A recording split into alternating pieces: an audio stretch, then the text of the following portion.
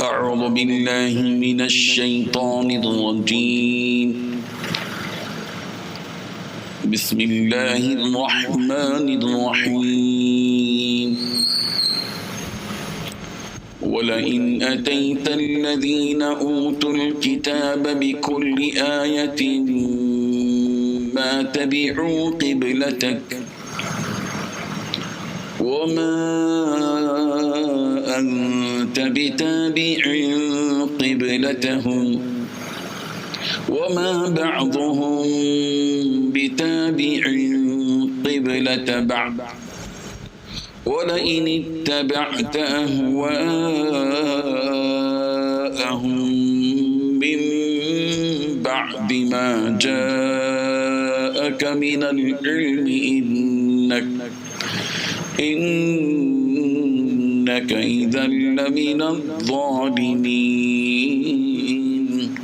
صدق الله العظيم. حاضرین و ناظرین، یہ سورہ بقرہ کی آیت نمبر 145 ہے، 145۔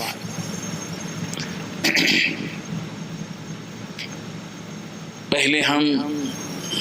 اس کے لفظی معنی کی طرف چلتے ہیں۔ اللہ تعالیٰ نے ارشاد فرمایا ہے وَلَئِنْ أَتَيْتَ، اے پیارے پیغمبر اگر آپ لے آئیں الذین اوتوا الکتاب، ان لوگوں کے پاس جن کو کتاب دی گئی، بکل آیت، ہر قسم کی نشانیاں، تو جب بھی ما تبعوا قبلتک، وہ آپ کے قبلے کی پیروی نہیں کریں گے، وما انت بتابع، اور آپ بھی اتباع کرنے والے نہیں ہو، پیروی کرنے والے نہیں ہو، قبلتہم، ان کے قبلے کی، اور اسی کے ساتھ ساتھ وما بعضهم بتابع قبلۃ بعض، اور یہ یہود اور نصارہ دونوں کے دونوں ایک دوسرے کے قبلے کی بھی پیروی کرنے والے نہیں ہیں۔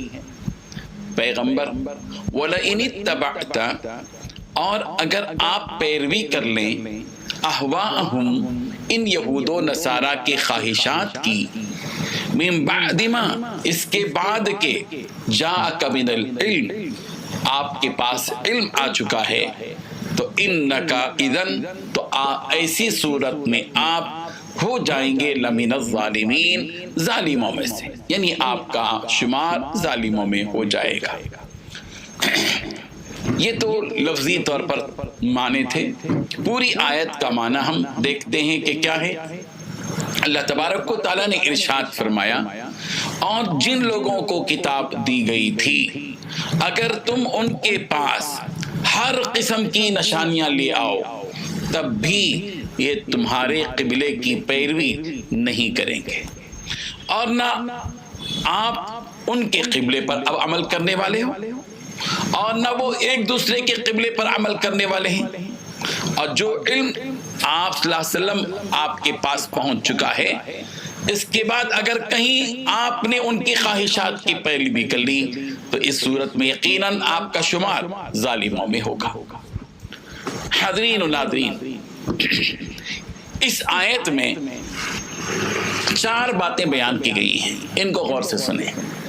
سب سے پہلی بات اللہ تعالیٰ نے یہ بات بتائی کہ یہود و نصارہ کسی بھی صورت میں آپ کے قبلے کی اتباع کرنے والے نہیں ہیں، یعنی ان لوگوں کے اندر اتنی ضد ہے، ان یہودیوں کے اندر اتنی سرکشی ہے، اور ان کی سرکشی اور ضد اتنی واضح ہو چکی ہے کہ اب ان سے کسی بھی قسم کی امید نہیں کی جا سکتی کہ یہ کسی بھی معاملے میں آپ کی اتباع کریں گے۔ اب آپ دلیلوں پر دلیلیں ان کے سامنے لا کر رکھ دیں، جب بھی یہ آپ کی بات کو تسلیم کرنے والے نہیں ہیں۔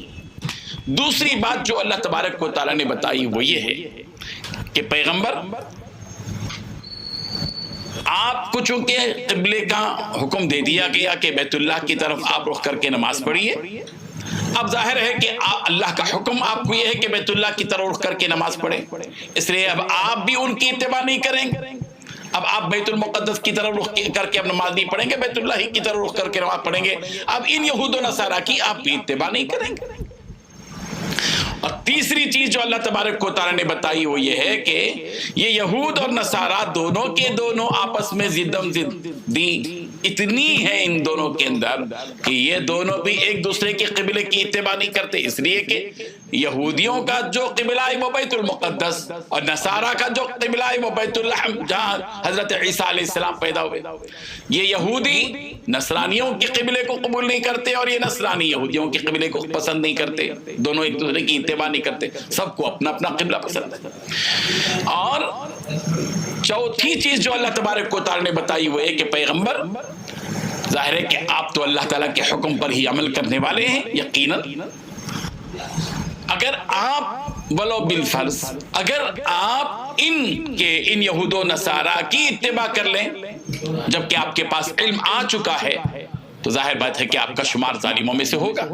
یہ گویا امت کو اس بات کی تنبیہ کی گئی ہے اس بات کی طرف کہ جو اللہ تعالیٰ کی طرف سے قبلہ متعین ہو چکا ہے اب اسی پر عمل کرنا ہوگا. اس سے ہٹ کر یہود و نصارہ کے قبلے کو اگر جو ہے پسند کریں گے اور اس کی اتباع کریں گے اور اسی کی پیروی کریں گے ظاہر بات ہے کہ ایسی صورت میں ظالم قرار دیے جائیں گے. تو خلاصہ یہ ہے کہ یہاں پر جو بتایا گیا کہ اس آیت سے جو ہم کو سبق ملتا ہے وہ یہ ہے کہ اس دنیا میں ہمیں اپنی خواہشات پر عمل نہیں کرنا ہے بلکہ ربانی احکامات پر عمل کرنا ہے کہ اللہ تعالیٰ نے ہم کو جو حکم دیا ہے ہم اس کے پابند ہیں، ہم غلام ہیں، بندے ہیں، ہمیں اسی پر عمل کرنا چاہیے. اللہ تبارک و تعالیٰ ہم سب کو عمل کی توفیق عطا فرمائے. وآخر دعوانا ان الحمد للہ رب العالمین. لا إله إلا الله لا إله إلا الله